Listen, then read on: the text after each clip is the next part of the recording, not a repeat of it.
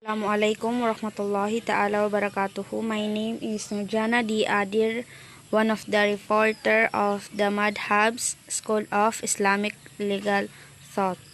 So, my topic is source of law used by the Malik Madhab. Source of law used by the Malik Madhab. Imam Malik deduced Islamic law from the following sources, which are listed in the order of their importance. So the first is the Quran, the Sunnah, Amal or practices of the Madinates, Ijma of Sahaba, individual opinion of the Sahaba, Qiyas, customs of the Madinates, Istislah or welfare, and the last is orf or customs. So the Quran, like all the other imams, Malik considered the Quran to be the primary source of Islamic law and utilized it without laying any preconditions for its application. So tulad ng lahat ng iba pang mga imam, itinuring ni Imam Malik ang Quran bilang pangunahing pinagmulan ng batas sa Islam, and he utilized it without laying any precondition for its application. So, ang number 2 is the Sunnah. The Sunnah was used by Imam Malik as the second most important source of Islamic law. But like Abu Hanifa, he put some restriction on its use. So, ang Sunnah ay ginamit ni Imam Malik bilang pangalawang pinakamahalagang pangunahing pinagmulan ng batas ng Islam. Tulad ni Abu Hanifa, naglagay din si Imam Malik ng ilang mga paghihigpit sa paggamit nito. Just like if a hadith were contradicted by the customary practice of the Madinites, he rejected it. So the number 3 is Amal, practices of the Madinites. Imam Malik reasoned that since many of the Madinites were direct descendants of the Sahaba and Medina was where the Prophet ﷺ spent the last 10 years of his life, practices common to all Madinites must have been allowed, if not encouraged, by the Prophet Subhanahu wa Ta'ala himself. So, ang amal, sa amal, nangatwiran si Imam Malik dahil marami sa mga Madinit is direct in the descendants of the Sahaba and Medina, na kung saan ginugol ng propeta ang huling 10 taon ng kanyang buhay. Kaya itinuring ni Imam Malik ang mga karaniwang gawain ng Madinit bilang isang anyo ng tunay na suna na isinilasay sa mga gawa kaysa sa mga salita. So, ang number 4 is Ijma of the Sahaba. Malik, like Abu Hanifa, considered the Ijma of the Sahaba as well as that of later scholars as the third most important source of Islamic law. So, sa Ijma, itinuring din ni Malik na tulad ni Abu Hanifa ang Ijma ng Sahaba. Gayun din ang mga sumunod na scholar bilang ikatlong pinakamahalagang pinagmulan ng batas sa Islam. So, the fifth is individual opinion of the Sahaba. Imam Malik gave full weight to the opinions of the Sahaba, whether they were conflicting or in agreement, and included them in his book of Hadith al-Muwatta. So, sa individual opinion of the Sahaba, sinama ni Imam Malik sa kanyang mga aklat ang hadith na al-Muwatta at pinagkasunduan ng mga sahaba na bigyang prioridad ang mga individual na opinion. So the sixth is qiyas. Malik used to apply his own deductive reasoning on matters not covered by the previously mentioned source. However, he was very cautious about doing so because of the subjectivity of such forms of reasoning. So sa qiyas, ginamit ni Malik ang sarili niyang deductive reasoning sa mga bagay na hindi sakop ng mga naunang nabanggit. Kagaya ng yung sa first which is yung the Quran, the Sunnah, Amal, and Ijma. So, and individual opinion of the Sahaba. So, number 7, customs of the Madinites. Imam Malik also gave someone weight to his isolated practices found among a few people of Medina, so long as they were not in contradiction to the known hadith. 8th is Tesla. The principle of istihsan developed by Abu Hanifa was also applied by Malik and his students, except that they called it by the name istisla, which means seeking that which is more suitable. So sa istisla, ang prinsipyo ng istihsan na binuo ni Abu Hanifa ay ginamit din ni Imam Malik at ang kanyang mga mag-aaral. Then si Imam Malik tinawag niyang kung ang gamit ni Abu Hanifa is istihsan, ang kay Imam Malik ay tinawag nila itong istisla. At ito ay tumatalakay sa mga bagay na para sa kapakanan ng mga tao. So, number 9 is urf or custom. Like Abu Hanifa, Malik considered the various customs and social habits of people throughout the Muslim world as possible source of secondary laws, as long as they did not contradict either the letter or the spirit of the Sharia. According to the custom in Syria, for example, the word dabba means a horse, whereas its general meaning in Arabic is four-legged animal. Hence, a contract made in Syria requiring payment in the form of a dabba would legally mean a horse, whereas elsewhere in the Arab world. So, the main students of the Malik Madhab. So, the most notable of Malik's students who did not later form their own madhabs were Al-Qasim and Ibn Wahb. So, Abu Abdurrahman Ibn Al-Qasim, 745 to 813 CE. Al-Qasim was born in Egypt, but traveled to Medina, where he studied under his teacher and mentor for a period of more than 20 years. So, yun, si Al-Qasim is pinanganak sa Egypt, pero doon siya nag-aral sa Medina. He wrote an extensive book on the fiqh of the madhab, eclipsing even Al-Muwatta of Malik himself, and called it Al-Mudawwana.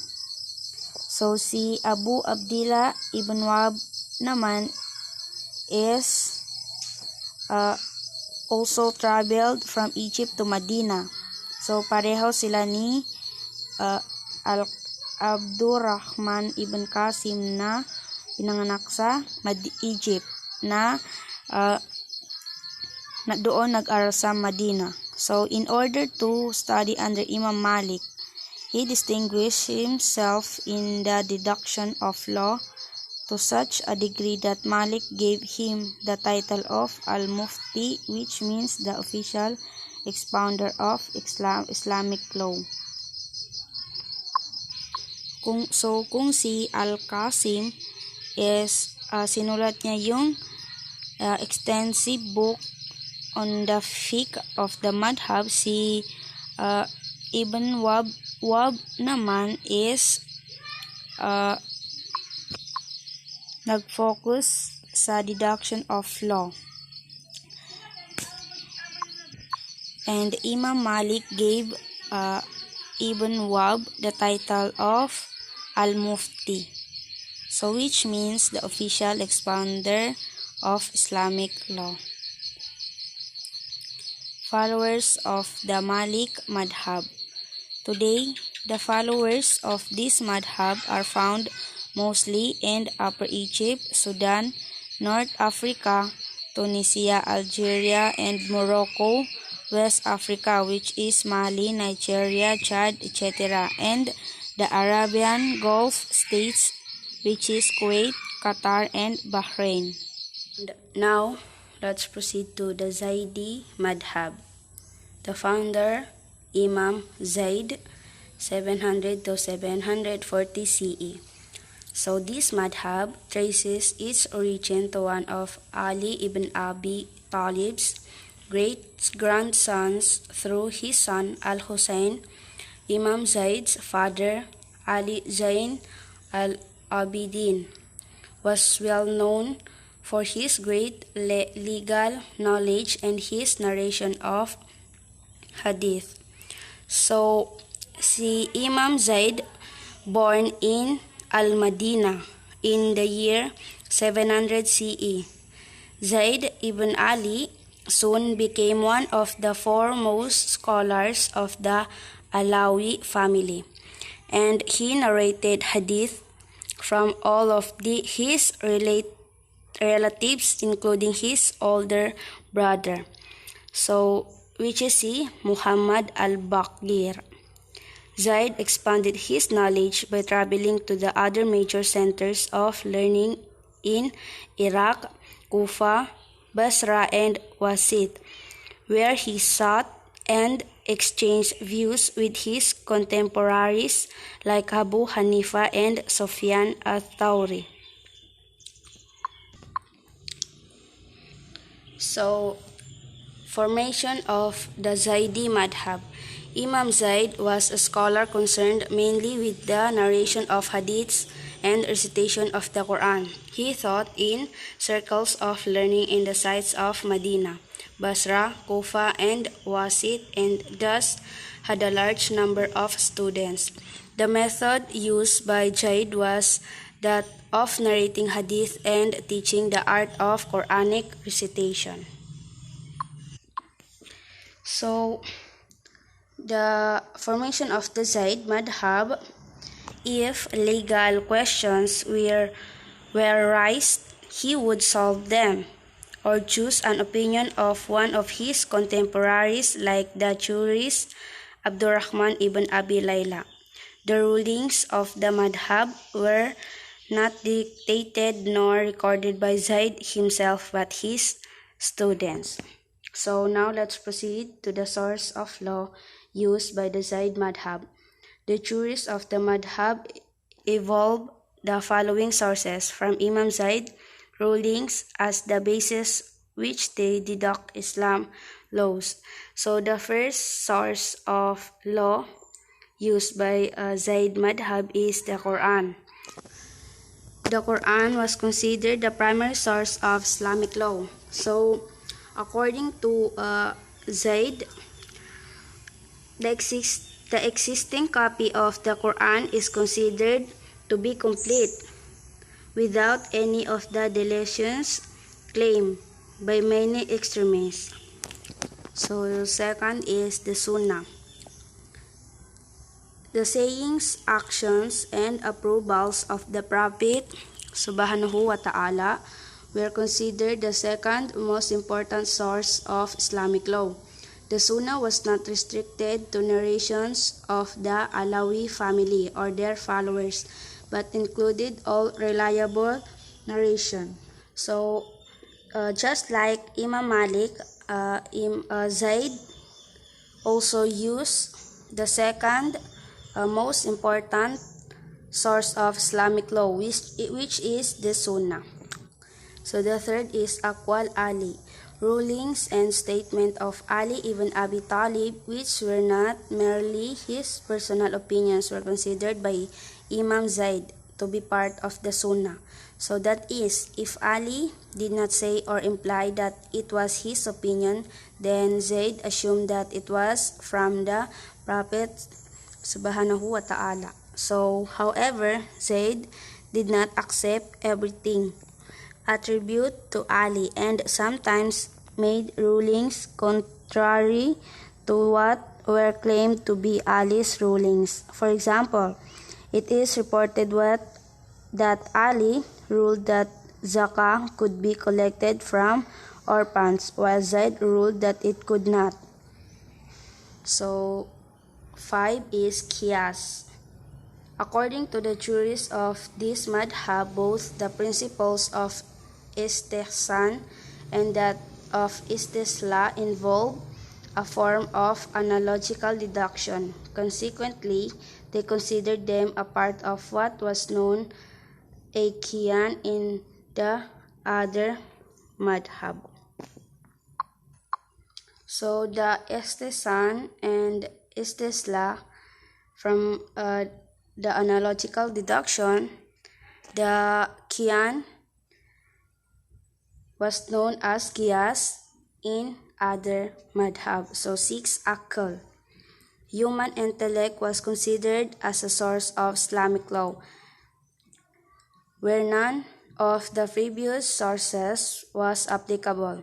As a youth, Imam Zayd had met and studied under Wasil ibn Atta, founder of the Mu'tazilite school of thought. The Mu'tazilites were the first to propound the principle of akal. Whatever the intellect considered good was good, and whatever is considered bad is bad. So, however, according to the Mu'tazila, akal came directly after the Quran and Sunnah, and thus they rejected qiyas as well as the opinion of the Sahaba, whereas Imam Zayd placed the principle of akal last and recognized qiyas. So, main students of the Zayd madhab. Imam Zayd students recorded the madhab. However, they also included the rulings of the scholars from the Alawi family as well as Zayd contemporaries. So the main students of Zayd madhab includes Abu Khalid Amr ibn Khalid al-Wasiti, date 889 CE, and also Al-Hadi ila al-Haq and Yahya ibn al-Husayn, 860 to 911 CE. So si Abu Khalid and Amr bin Khalid al-Wasiti. So si Amr ibn Khay was perhaps the most famous Imam Zayd's students. So si Amr ibn Khalid is the most famous Imam Zayd students, and he spent a long time with him in Medina and accompanied him on most of his journeys. So si Amr compiled Imam Zayd teaching into 2 major works entitled Majmu al-Hadith and Majmu al-Fiqh. So together they are called al-Majmu al-Kabir, although all of the hadith narration in Majmu al-Hadith are found from the Alawi family. They all have corresponding narration in the famous 6 books of hadith.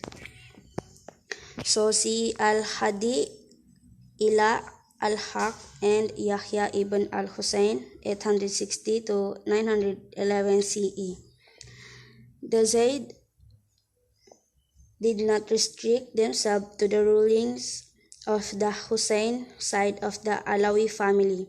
Hence, the opinions of Al-Qasim ibn Ibrahim al-Hasan 787 to 857 CE, who became renowned for his scholarship, were also included in the rulings of the Zayd Madhab. So, however, Al-Qasim's grandson Al-Hadi ila Al-Haq, who was made the Imam of Yemen. So yung apo ni Al-Qasim na si Al-Hadi ila Al-Haq, who was made the Imam of Yemen and made an even greater impact on the Madhab. So an Islamic state was set up in Yemen according to Zayd Madhab, which gave it a firm footing and ensured its survival till today. So the third main students of the Zaydi Madhab is Al-Hasan ibn Ali al-Hussein 845 to 917 CE. So Al-Hasan, known as the Nasir al-Kabir. So si Al-Hasan is known as An-Nasir al-Kabir, was a contemporary of Al-Hadi. He taught the Zayd Madhab in the Daylam in Jilan. He was a great scholar and is considered by his successor as the reviver of this madhab. So the followers of the Zayd Madhab, today the followers of this madhab are mostly found in Yemen. So where it is the madhab of the majority of its inhabitants. Then now let's proceed to Al-Laythi Madhab. So the founder of Al-Laythi Madhab is Imam Al-Layth 716 to 791 CE. This madhab was named after Al-Layth ibn Sa'd, who was born in Egypt of Persian parentage in the year of 716. After an extensive study of all then known areas of Islamic learning, Al-Layth became a major scholar of Egypt, and he was contemporary of both Imam Abu Hanifa and Imam Malik. In fact, he carried on a debate with Imam Malik by mail on various points of Islamic law. So one of which was Malik's conclusion of Madinate custom as an independent source of Islamic law. So si Imam Al-Layth is naging estudyante ni Imam Abu Hanifa and Imam Malik. Then si Imam Al-Layth is next is the Thawri Madhab. So the founder of the Thawri Madhab is Imam al-Thawri in 719 to 777 CE. So Imam Sufyan al-Thawri was born in Kufa in the year of 719 CE. So ang tunay na pangalan ni Imam al-Thawri is si Imam Sufyan al-Thawri, and he born in Kufa in the year of 719 CE, and after an extensive study of Hadith and Fiqh, became the main fiqh scholar of the Hadith school in Kufa. He held similar views to those of his contemporary. So Abu Hanifa, however, he opposed the latter's use of qiyas and istihsan. And there occurred between Imam Sufyan and officials of the Abbasid state a series of confrontation due to his outspoken nature and his refusal to support state policies which contracted the Sharia. So Caliph al-Mansur ruled 759 to 744 CE, sent a letter to Imam al-Thawri requesting him to accept the post of Qadi of Kufa on condition that he not make any judgment or ruling in opposition to the state policy. So now let's proceed to the Shafi Madhab. So the founder of Shafi Madhab is Imam al-Shafi in 769 to 820 CE. So the full name of the scholar after whom this school of legal thought has been named was Muhammad ibn Idris al-Shafi. He was born in the town of Gaza on the Mediterranean coast of what was then known as Sham in the year of 796 CE, but traveled to Medina in his youth to study fiqh and hadith under Imam Malik. So si Imam al-Shafi ang full name nito is si Muhammad ibn Idris al-Shafi, and pinanganak siya sa Gaza. Pumunta rin ito sa Medina upang pag-aralan ang fiqh at hadith sa ilalim ng pamumuno ni Imam Malik. He succeeded in memorizing the whole of Malik's book, Al-Muwatta, and recited it to him from memory, word perfect. So al-Shafi remained under Malik until the latter died in 801 CE. Then he went to Yemen and taught there.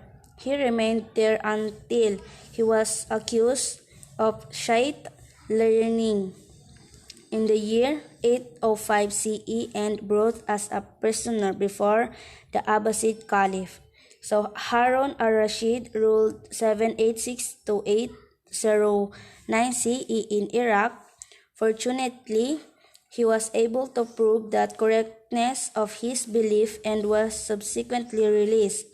Al-Shafi remained in Iraq and studied for a while under Imam Muhammad ibn al-Hasan, so the famous student of Abu Hanifa. So the formation of the Shafi Madhab. Imam al-Shafi combined the fiqh of Hijaz Maliki thought with that of Iraq and Hanafi thought, and created a new madhab which he dictated to his student in the form of a book called Al-Huzza, which means the evidence. This dictation took place in Iraq in the year 810 CE, and a number of his students memorized his book and narrated it to others. So this book and the period of his scholars are usually referred to as Al-Madhab Al-Qadim, so which means the old school of thought. To differentiate it from the second period to his scholarship, which occurred after he reached Egypt.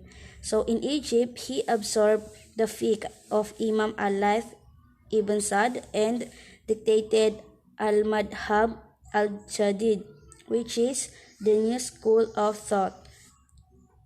The source of law used by Shafi Madhab.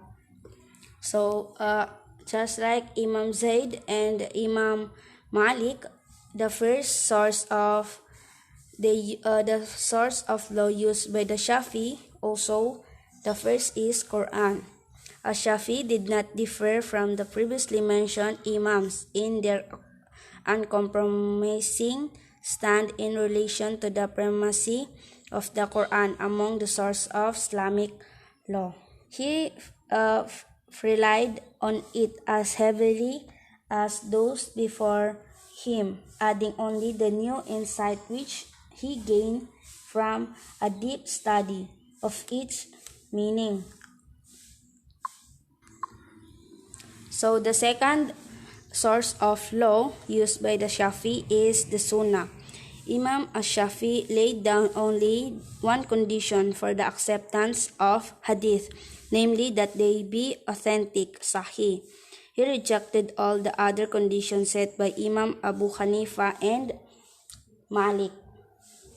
He also noted for his great contribution to the science of hadith criticism. So the third is ijma. Although Ash-Shafi'i had serious doubt about the possibility of the ijma in a number of cases, he conceded that in the few cases where it was known to be occurred, it was be regarded as the third most important source of Islamic law.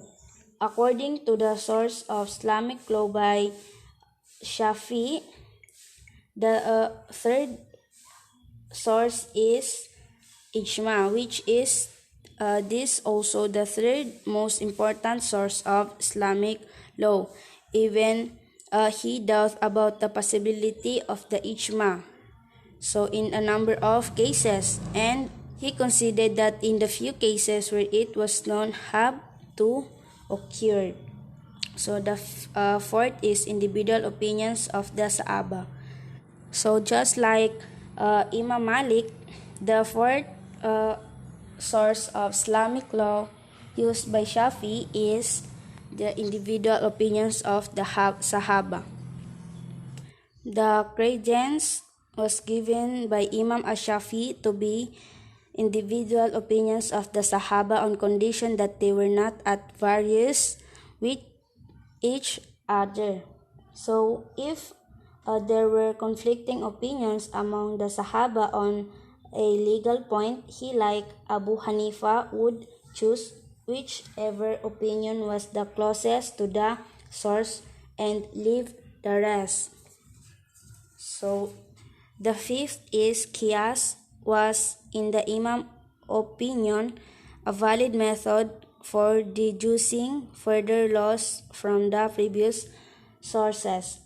So however, Imam Ash-Shafi'i, he placed it last in order of importance, considering his personal opinions inferior to proofs based on the opinions of the companions. So the sixth source of Islamic law by Shafi is the istishab, which is linking. Both the principle istishhan used by Abu Hanifa and istislah used by Malik were rejected by Ash-Shafi and considered a form of bid'ah, which is innovation. Since his opinion, they were based mostly on human reasoning in areas where rebuild laws already existed. However, in dealing with similar issues, Ash-Shafi was obliged to use a principle similar to istihsan and istislah, which is he called istishab.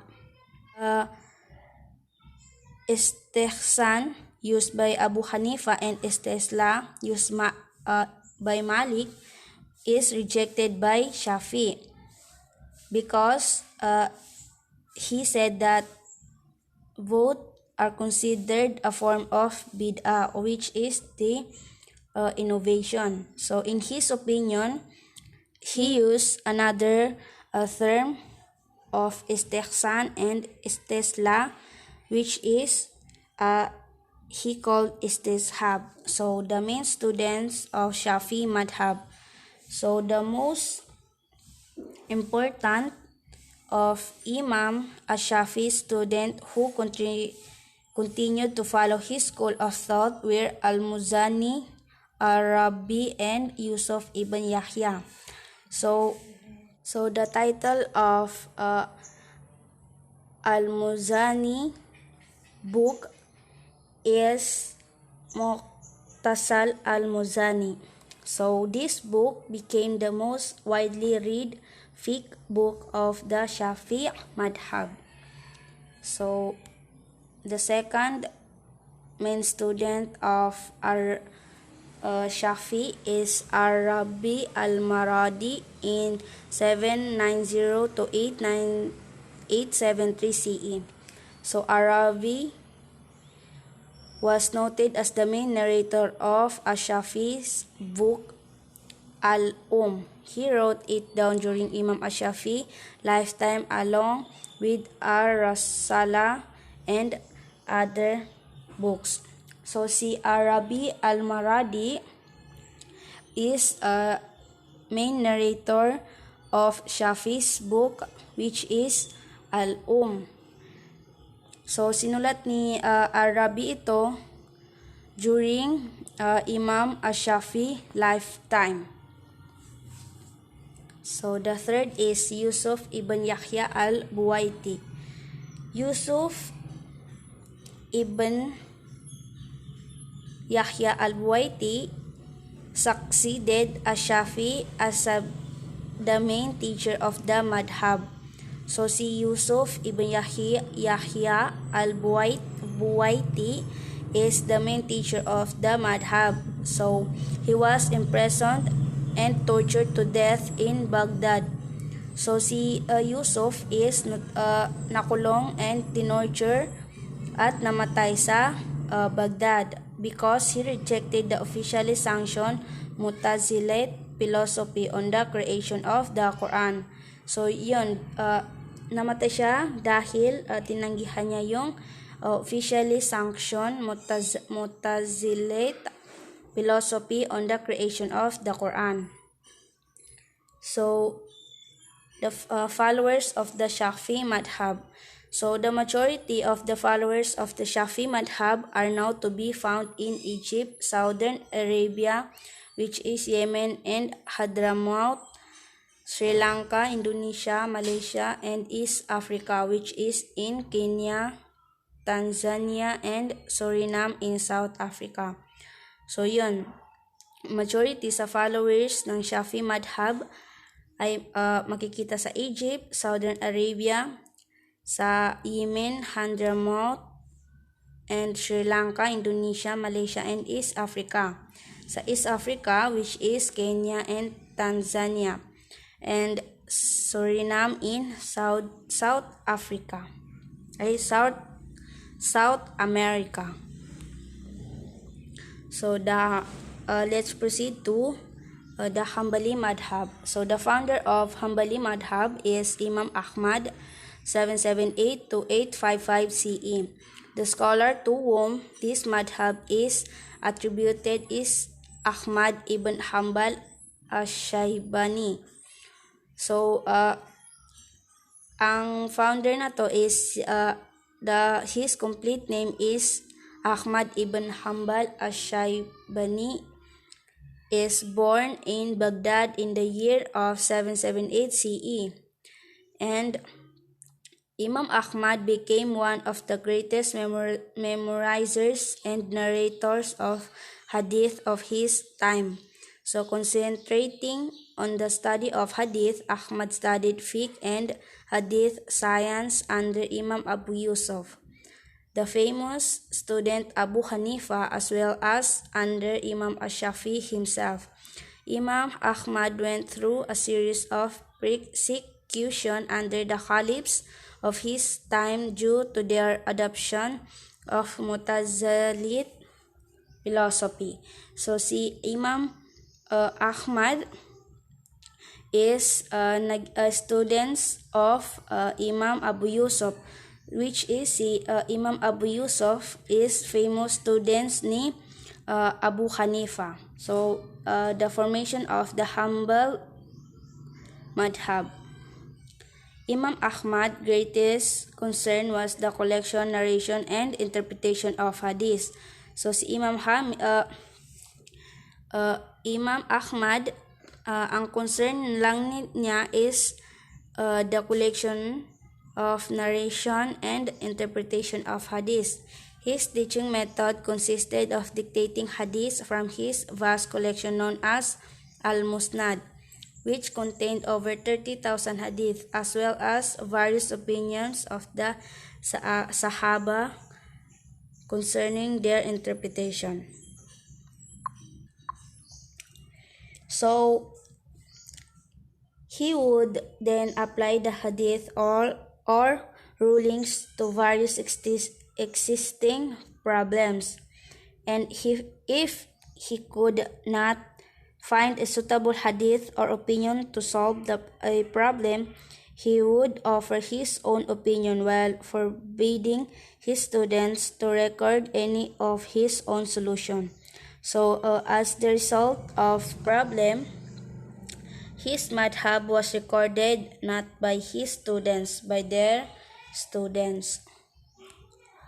So, source of law used by Hanbali madhab. So, like Imam Malik, Imam Shafi, and Imam Zaid, the first source of law used by Hanbali is the Quran.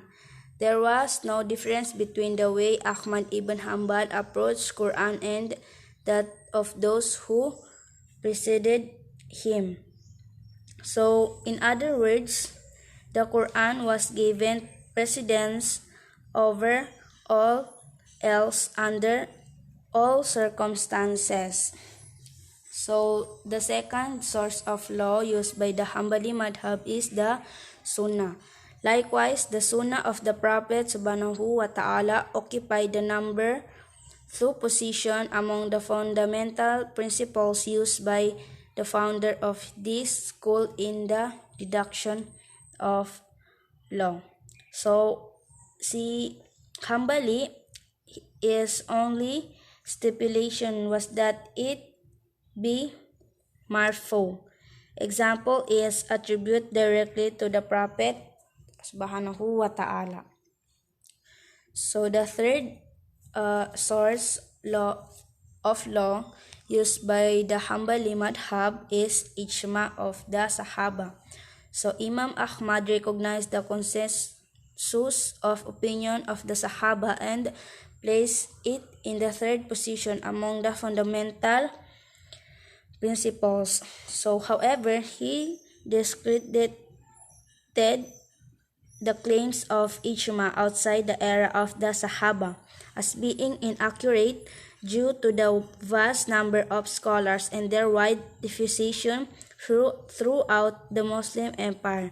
So, in his opinion, ijma after the era of the Sahaba was impossible. So the fourth is individual opinions of the Sahaba. So if a problem arose in area of where the Sahaba had expressed conflicting opinions, Ahmad, like Malik, would give credence to all the various individual opinions. So because of that, there developed within the madhab many instances of multiple rulings for individual issues. So the fifth is hadith da'if, or which is weak hadith. For a ruling on a case where none of the previous 4 principles offered a ready solution, the Imam used to prefer to use a weak hadith rather than applying his own deductive reasoning, which is a qiyas.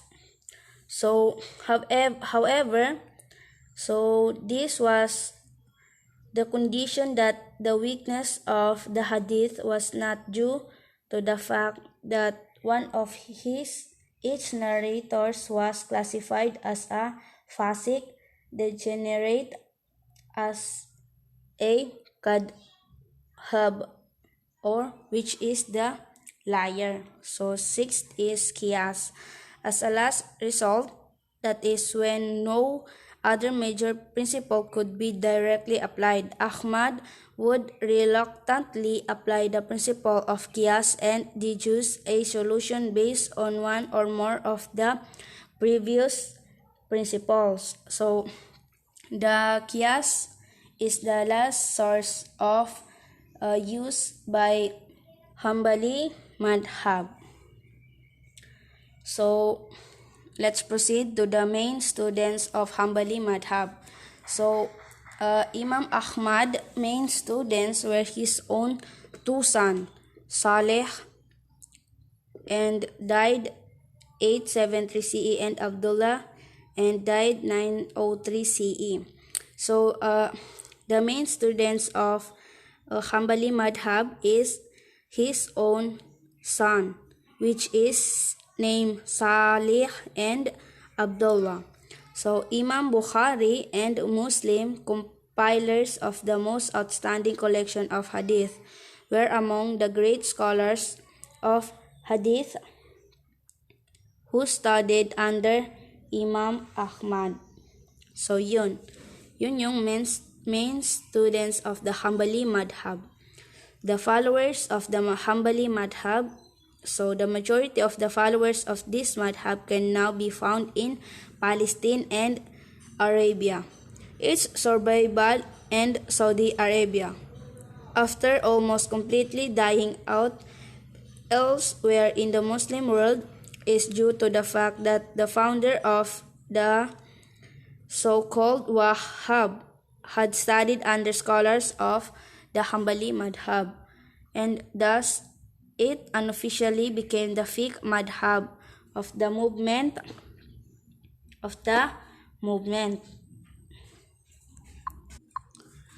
So the main followers or the majority followers of Hanbali Madhab is found in Palestine and Saudi Arabia. So when Abdul Aziz Ibn Saud captured most of the Arabian Peninsula and established the Saudi dynasty, and Abdul Aziz made the Hanbali Madhab the basis of the kingdom's legal system. So let's proceed to the Dahiri Madhab. So the founder of Dahiri Madhab is Imam Dawood in 815 to 883 CE. So the founder of this school of thought, Dawood ibn Ali, was born in Kufa in the year 815 CE. So si Imam Dawood, ang real name niya is si Dawood ibn Ali, and pinanganak siya sa Kufa year 816 CE. In his early fiqh studies were under Imam Ash-Shafi's students, but he later inclined towards the study of hadith and joined the hadith circle of Imam Ibn Hanbal. So si Imam Dawood continued to study under Ahmad until he was expelled from Ahmad classes because of he voiced the opinion that the Quran was muhdath or newly existent and therefore created.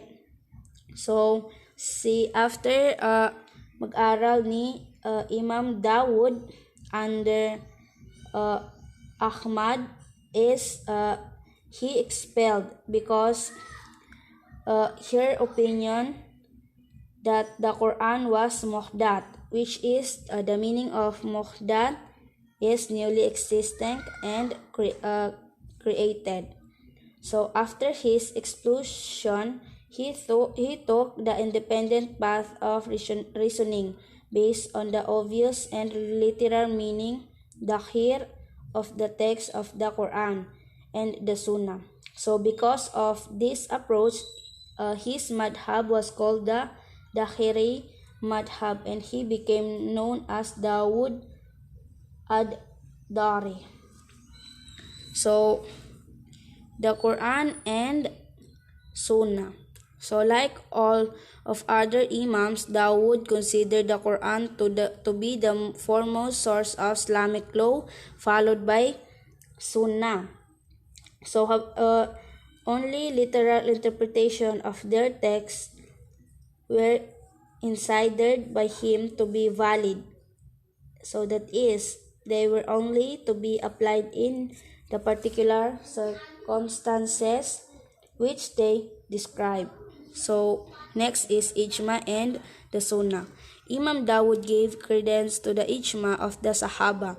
He reasoned that their anonymity would only have been on points of law revealed to the Prophet subhanahu wa ta'ala and known to the Sahaba but not narrated as hadith for some reason or others.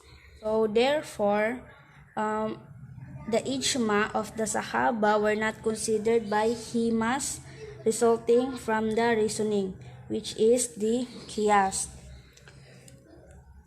So let's proceed to qiyas. So since Imam Dawood limited the application of the Quran and the Sunnah to their literal meaning, he automatically denied the validity of rulings based on any form of reasoned opinion, including qiyas. So the principle of mafhum, understood meaning, which he applied to the Quran and the Sunnah in place of qiyas, turned out to be virtually indistinguishable from qiyas, which is the analogical deduction. So now let's proceed to the main students of the Dahiri Madhab. So due to the limited scope of the Dahiri Madhab and the absence of outstanding scholars to pass on each principle and rulings, it did not last very long. In fact, it did not get a foothold in any area of the Muslim empire during Imam Dawood's lifetime, nor in the century and a half which followed his hadith. So, in the later time, all scholars who denied the validity of qiyas was labeled as the heres, even though they had not actually studied under Dawood or his students or even read their works. So the most noted students of the Dakhiri Madhab was brilliant in 11th century CE. Spanish scholars named Ali ibn Ahmad ibn Hazm al-Andalusi died in 1070 CE. So let's proceed to the Zariri Madhab. So the founder of Zariri Madhab is Imam at-Tabiri in 839 to 923 CE. So this madhab was founded by Muhammad ibn Zarir ibn Yazid at-Tabari, who was born in the province of Tabaristan in the year of 839 CE. So ang nakatuklas sa madhab na ito ay si Muhammad ibn Jarir ibn Zayd. So yun yung real name ni Imam at-Tabari. So si at-Tabari ay pinanganak sa province ng Tabaristan sa year na 839 CE. And he acquired a high degree of proficiency in the fields of hadith, fiqh, and history. As a traveling jurist, he studied the system of Imam Abu Hanifa, Imam Malik, Imam Ash-Shafi, and others. So, for the first 10 years of Imam at-Tabari, his return from Egypt, he strictly followed the Shafi madhab. At the end of that period, he founded a school of his own, whose followers called themselves Jarirites after his father's name, but his madhab and fell comparatively quickly into oblivion.